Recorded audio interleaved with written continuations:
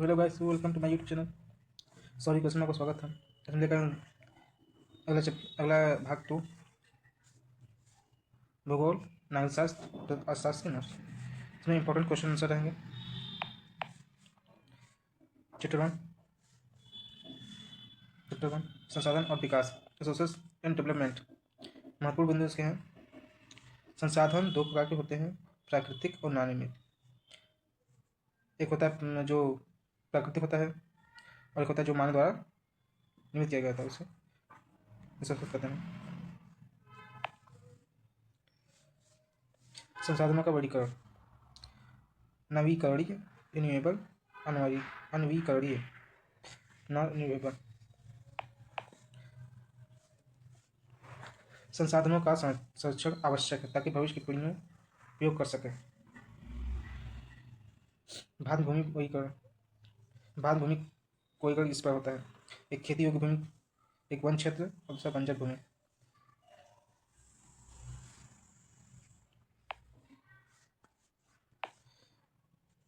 मृदा के प्रकार: जलोढ़ मिट्टी, काली मिट्टी, लाल मिट्टी, पीली मिट्टी, लेटेराइट मिट्टी, पर्वतीय मिट्टी। चैप्टर 2 भारत में कृषि, एग्रीकल्चर इन इंडिया। मुख्य बिंदु इसके हैं। भारत में कृषि समय से मुख्य व्यवसाय है, प्राचीन समय से ही मुख्य व्यवसाय है। कृषि के प्रकार: जीविका कृषि, वाणिज्यिक कृषि, निश्चित कृषि। एक कृषि होती है जो कि हम अपने जीवन यापन के लिए करते हैं, एक बिजनेस के लिए किया था और एक दोनों के लिए किया था। मुख्य फसलें हमारे यहाँ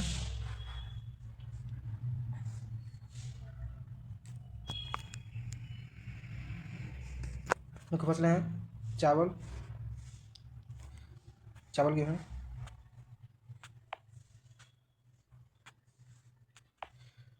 ज्वार, बाजरा। और नगदी फसलें हैं कपास, गन्ना, जूट, तंबाकू, दाल, तिलहन। हरित क्रांति, ग्रीन रिवोल्यूशन। ये बहुत इंपॉर्टेंट क्वेश्चन होता है, इस पर एक क्वेश्चन पक्का आता है। 1960 में शुरू HYV बीज, रासायनिक उर्वरक सिंचाई मशीनों का उपयोग। इसके मुख्य बिंदु समझिए, इसके आगे में किसका क्वेश्चन आंसर भी दे रहा हूँ। इसके पहले मुख्य बिंदु देख लेते हैं कौन कौन सा है। चैप्टर 3 जल संसाधन, वाटर रिसोर्सेस। इसके मुख्य बिंदु है जल जीवन के लिए अनिवार्य। भारत में जल संकट बढ़ रहा है। जल संचय के तरीके और जल को रोकने के तरीके क्या हैं? वजह जल संचय: तालाब नहरें के बनाकर जल का संचय करना, चेक डैम।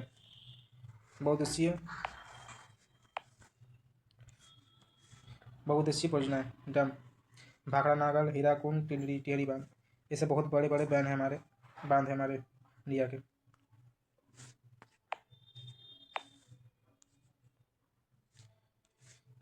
भारत की अर्थव्यवस्था, मुख्य बिंदु इसके हैं।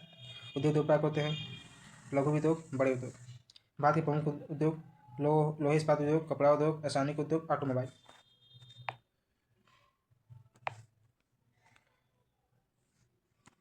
उद्योग के स्थान निर्धारण पर प्रभाव: कच्चा माल, श्रम, परिवहन, बाजार।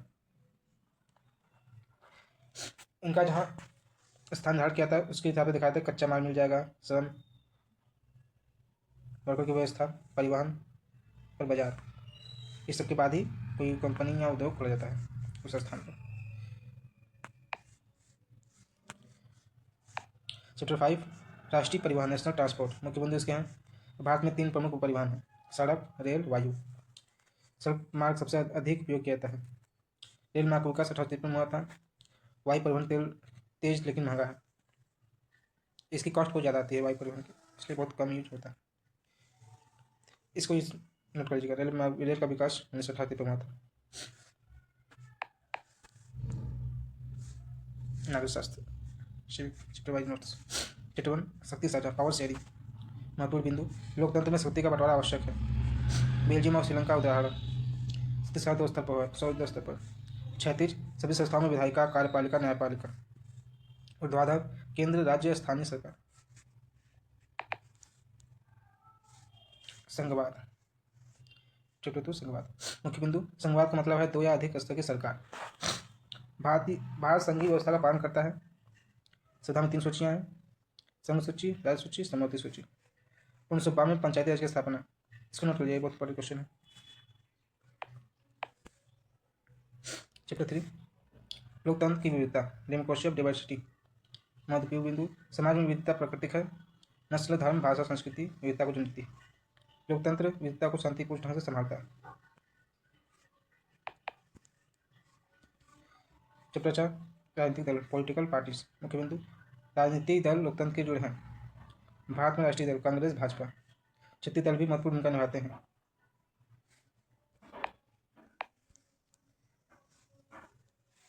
अर्थशास्त्र, इकोनॉमी, चैप्टर 1 विकास, डेवलपमेंट। मुख्य बिंदु, विकास का अर्थ जीवन स्तर में सुधार। भारत विकसित देश है, विकास के मापदंड आय, शिक्षा।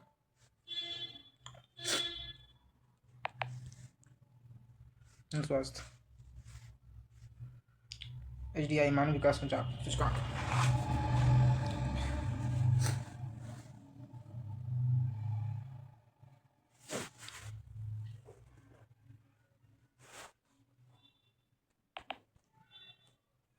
चैप्टर 2 भारत में आर्थिक क्षेत्र, सेक्टर ऑफ द इकोनॉमी। मुख्य बिंदु इसके हैं, अर्थव्यवस्था 3 सेक्टरों में बांटी है। प्राथमिक क्षेत्र, द्वितीय क्षेत्र, तृतीय क्षेत्र। सेवाएं, खेती, पाँच में खेती आती है, द्वितीय क्षेत्र में उद्योग आते हैं, तृतीय क्षेत्र में सेवाएं आती हैं। आज द्वितीय क्षेत्र तेजी से बढ़ रहा है। चैप्टर 3 मृदा और ऋण, मनी एंड क्रेडिट। मुख्य बिंदु इसके हैं, धन विनिमय का साधन, बैंक ऋण देते हैं, ऋण दो प्रकार होते हैं, औपचारिक और साहूकार, अनौपचारिक। चैप्टर 4 वैश्वीकरण, विश्व के देशों का आर्थिक सुझाव, बहुराष्ट्रीय कंपनियां, MNC, रोटी की भूमिका, भारत में भी बढ़ा।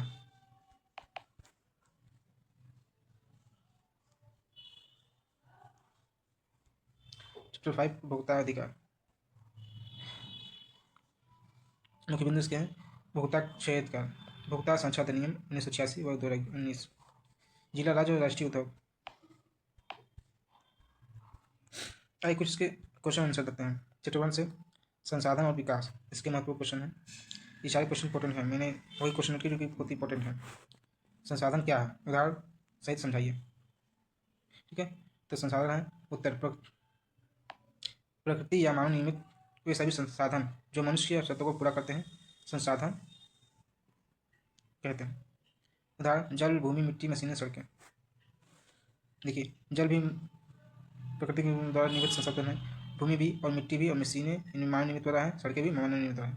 इनसे में क्या होता है, जल हमें पीने के योग्य आता है, खेती के करने के होता है, ये सब हमारे संसाधन है। भूमि जिनसे हम खेती करते हैं, कोई उद्योग करते हैं, कोई काम करते हैं, घर बनाते हैं। मिट्टी, मिट्टी सही रहेगी तो खेती होगा, उसी पर ज़मीन होगी, कंपनियाँ खुलेंगी। मशीनें, मशीनों से हम अपनी काम करते हैं, कोई भी कंपनी खुलती है उसमें मशीनों द्वारा ही काम किया जाता है, कोई प्रोडक्ट बनाया जाता है। सड़कें जिससे ट्रांसपोर्ट कहीं आ जा सकते हैं। ये पूछे इसमें प्रकृति कौन थे, जल और भूमि और जल, भूमि, मिट्टी प्राकृतिक संसाधन है और मशीनें और सड़कें ये मानव निर्मित संसाधन है। इसे नोट कर लीजिएगा, इसमें कई क्वेश्चन बन जाएंगे, एक क्वेश्चन कई क्वेश्चन बन जाएंगे।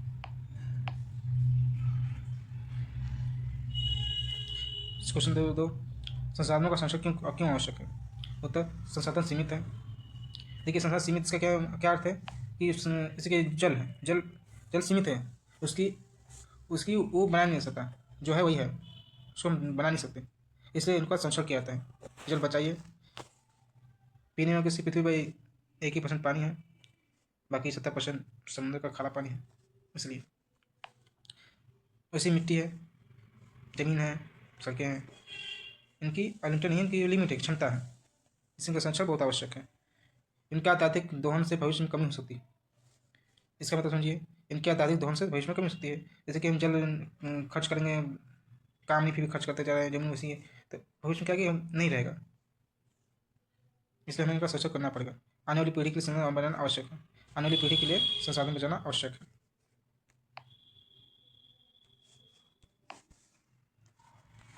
भारत मिट्टी के प्रमुख प्रकार कौन से हैं, ये देखिए इंपॉर्टेंट क्वेश्चन है। जो भी क्वेश्चन इंपॉर्टेंट वही मैंने नोट किया है, बाकी कोई जितने क्वेश्चन है उनको नोट कर लीजिएगा।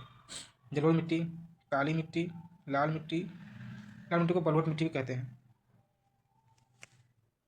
कई राज्यों में बलुअट मिट्टी भी कहते हैं, बलुअट मिट्टी। टेट्राइड मिट्टी, रेगिस्तानी मिट्टी एंड पर्वतीय मिट्टी।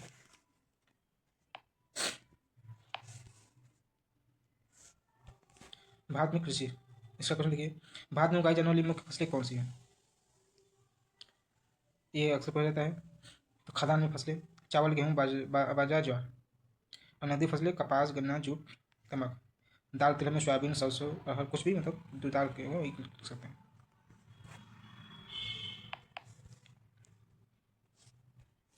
हरित क्रांति, ग्रीन रिवोल्यूशन क्या है? इसके लिए बहुत इंपॉर्टेंट क्वेश्चन है, मेरे एग्जाम में भी आया था, ये अक्सर आता है, अक्सर पूछा जाता है। ग्रीन रिवोल्यूशन क्या है? हरित क्रांति 1960 में शुरू कृषि सुधार प्रक्रिया, जिसमें 1960 में एक प्रक्रिया शुरू की थी जिसमें कृषि सुधार हो गए। HYV बीज, रासायनिक उर्वरक, सिंचाई, ट्रैक्टर मशीनें का उपयोग बढ़ा, इससे उत्पादन तेजी से बढ़ा। हरित क्रांति को से किसानों के लिए बहुत आसान हो गया खेती करना, जिसमें कि बीज है, HYV बीज प्रस्तुत किए गए, रासायनिक उर्वरक, खाद, यूरिया, पोटास से खाद प्रस्तुत कराए गए, सिंचाई की व्यवस्था की गई, ट्रैक्टर मशीनें लाया गया खेती करने के लिए, इससे खेती में बहुत तेजी से बढ़ती हुई।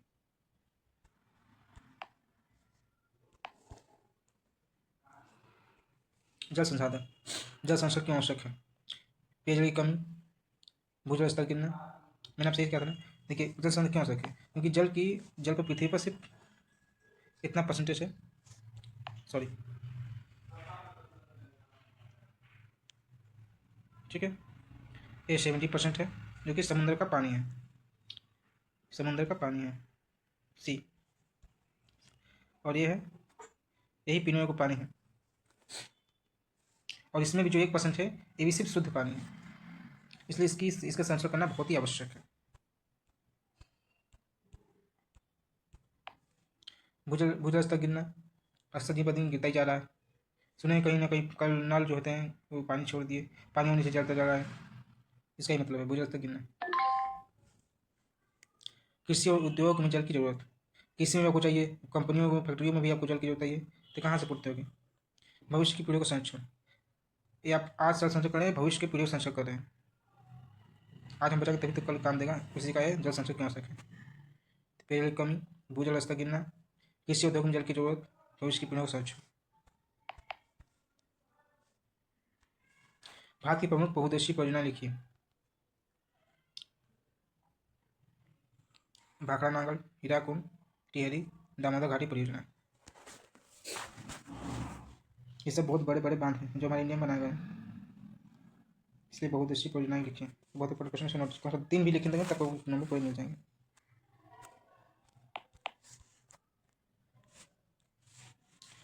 उद्योग, चैप्टर 4 उद्योग, इसके क्वेश्चन देखिए, उद्योगों के स्थान निर्धारण पर कौन कौन से कारक प्रभाव डालते हैं? मैं डीप में इसमें वीडियो बनाऊंगा, पर फिलहाल आप इंपॉर्टेंट क्वेश्चन नोट करिए क्योंकि टाइम है नहीं, तो पेपर एग्जाम स्टार्ट होने का होगा फरवरी में। तो कच्चे माल की उपलब्धता, कोई फैक्ट्री ओपन डाल रहे हैं तो उसके लिए कौन कौन से का प्रभाव डालते हैं? तो कच्चे माल की उपलब्धता होनी चाहिए, श्रमिक होने चाहिए, परिवहन होना चाहिए, बिजली होनी चाहिए, बाजार होना चाहिए। ये होंगे तभी कोई उद्योग चलेगा, वरना ये बहुत प्रभाव पड़ता है। भारत में कौन कौन से उद्योग प्रमुख उद्योग हैं? कपड़ा उद्योग, लोहा इस्पात उद्योग, रासायनिक उद्योग, ऑटोमोबाइल उद्योग, ये इंडिया के बहुत ही प्रमुख उद्योग हैं। परिवहन, चैप्टर 5 परिवहन, ट्रांसपोर्ट, भारत में परिवहन कौन कौन से प्रमुख साधन हैं? तो जानते हैं, सड़क परिवहन सबसे ज़्यादा उपयोग किया जाती है, सड़क परिवहन, रेल परिवहन, वायु परिवहन, ये बहुत ही कॉस्टली होता है, बहुत कम यूज होता है। जल परिवहन, ये बहुत कम जगहों पर यूज होता है, जहाँ की बंद का यूज होता है, ज़्यादातर सड़क परिवहन यूज होता है। ये हमारे 4 हैं परिवहन, परिवहन के प्रमुख साधन, ठीक है। सड़क परिवहन का महत्व बताइए। देखिए, मैंने वही बोला था, गांव शहर जोड़ता है, सड़क परिवहन जो गांव को शहर से जोड़ता है, इसलिए बहुत महत्वपूर्ण महत्व है। व्यापार भी यही बढ़ाता है, रोजगार देता है, सबसे अधिक उपयोग किया जाता है, सबसे अधिक हमारे देश में, कि हमारे कहीं पहला हमारे देश में सबसे अधिक यही उपयोग किया जाता है, सड़क परिवहन। हमारे चट्टोन शक्ति साझा, चट्टोन शक्ति क्वेश्चन देखिए, लोकतंत्र में शक्ति साझा क्यों आवश्यक है? लोकतंत्र में शक्ति साझा क्यों आवश्यक है? सत्ता के दुरुपयोग को रोकने के लिए, ऐसे कोई भी पॉलिटिशियन सत्ता में है तो वो दुरुपयोग ना कर पाए, इसलिए सख्त साझा करना पड़ता है, इससे वो अपने सत्ता को गलत उपयोग ना करे, इसलिए इन सबका जरूरी होना बहुत जरूरी है। सभी समूहों को प्रतिनिधित्व देने के लिए, देश में स्थिरता बनाए रखने के लिए, जैसे फिर कोई भी कानून लागू होता है तो पहले वो राज्यसभा में लागू होगा, राज्यसभा में से जाएगा वो राष्ट्रपति पर, राष्ट्रपति अगर उसको दे देंगे समय तो फिर हो जाएगा गवर्नर पास, और गवर्नर सिग्नेचर कर देगा तभी वो कानून लागू होगा पूरे देश में, ना नहीं लागू होगा। ऐसा नहीं कोई पीएम बोल दिए सीएम बोल दिए तो कोई ना, ऐसा नहीं होता। इसलिए बनाया गया है कि कोई भी एक व्यक्ति के कहने से कोई कानून लागू नहीं हो सकता, यह संविधान में लिखा है।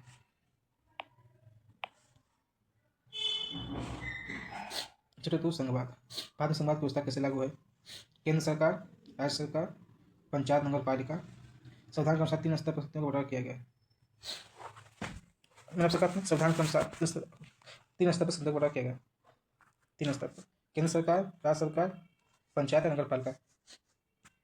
जो ग्रामीण होते हैं उनको पंचायत बोलते हैं, जो सिटी टाइप के होते हैं, टाउन टाइप को, उनके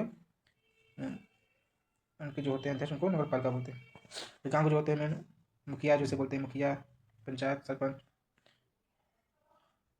इस व्यवस्था को पंचायत बोलते हैं। जो सिटी के होते हैं उसको नगर पालिका बोलते हैं।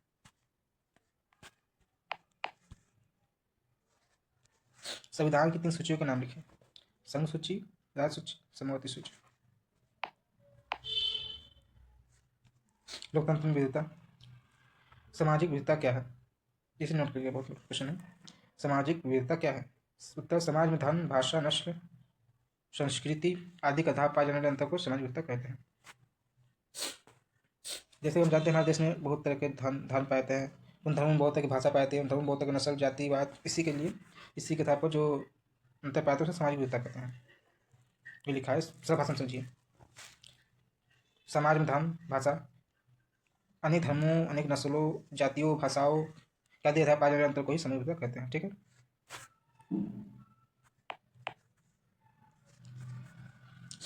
चैप्टर 4, राजनीतिक दल। राजनीतिक दल क्या है? उत्तर, वे संगठन जो चुनाव लड़ते हैं, सरकार बनाते हैं, नीतियाँ बनाते हैं, राजनीतिक दल कहलाते हैं। जैसे कि हमारे देश में है कांग्रेस, बीजेपी, ये वे संगठन होते हैं जिसके चुनाव लड़ते हैं, चुनाव लड़े, पीएम बने, सीएम बने, फिर सरकार बनाते हैं, फिर अपनी नीतियाँ बनाते हैं, उन्हीं को राजनीतिक दल कहते हैं।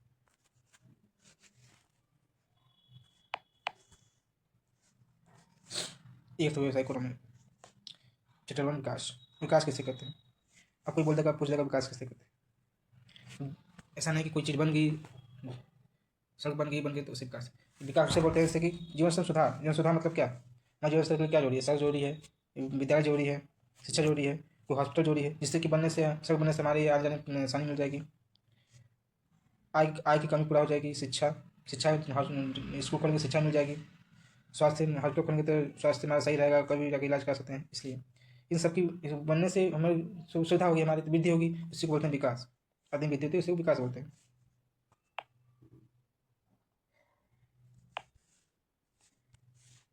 आर्थिक क्षेत्र। अर्थव्यवस्था कितने क्षेत्रों में बांटी जा गई है? अर्थव्यवस्था कितने क्षेत्रों में बांटी गई है? प्राथमिक क्षेत्र खेती पशुपालन, द्वितीय क्षेत्र उद्योग, तृतीय क्षेत्र सेवा। इकोनॉमी हमारी कितने क्षेत्र में बांटी गई है? तो खेती और पशुपालन से आता है, खेती करके पशुपालन आता है, सेकेंड आता है उद्योग, कंपनियां, फैक्ट्रियाँ जो होती हैं। तृतीय सेवाएं, जिस किसी को सेवा देगा, खाने पीने।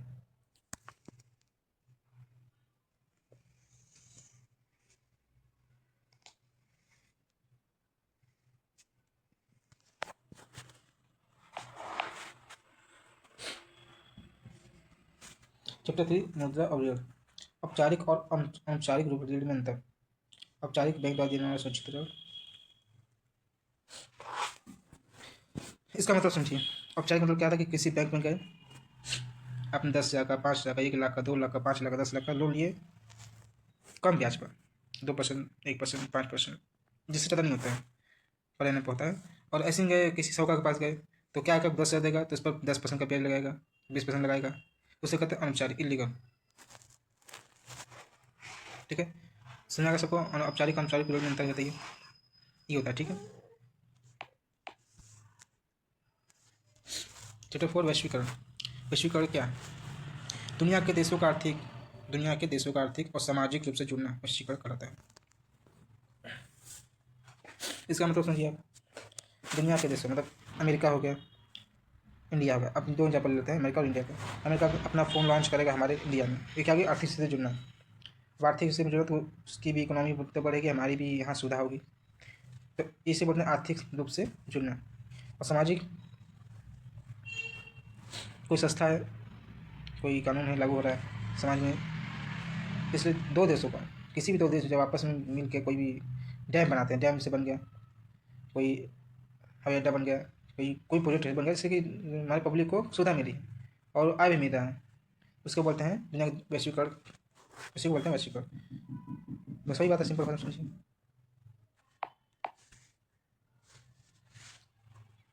उपभोक्ता अधिकार, उपभोक्ता के प्रमुख अधिकार लिखिए। उपभोक्ता क्या, कस्टमर, कस्टमर क्या अधिकार देते हैं? सुरक्षा का अधिकार, उत्तर में लिखिए, जानकारी अधिकार, चयन अधिकार, सुनवाई अधिकार, मुआवजा का अधिकार। तो कोई कार लेते हैं, गाड़ी लेते हैं, कोई प्रोडक्ट लेते हैं, तो उसकी सुरक्षा, सुरक्षा का ध्यान रखा जाता है। कोई कंपनी कार बना रही है तो वो ये देखते हुए क्या बना रही है कि हमारे कस्टमर को सुरक्षा रहे। इसी कार में होता है एयरबैग, सीट बेल्ट, ये सब सुरक्षा होते हैं। कस्टमर को जानकारी होनी चाहिए, उस जगह का पूरा अधिकार है, प्लस उसके चयन का अधिकार है, मैं कौन सा लूँ कौन सा ना लूँ, सुनवाई भी होनी चाहिए, और मुआवजे का अधिकार, कोई प्रोडक्ट गलत मिलेगा तो उसको मुआवजा भी मिलना चाहिए।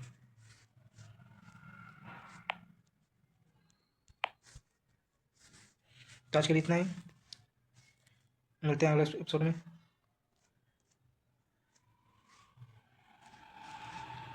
आखिर में तीन में यही बोला जाता है। वीडियो अच्छी लगी तो लाइक करें, सब्सक्राइब करें, और कोई कमी हो तो कमेंट भी कर सकते हैं।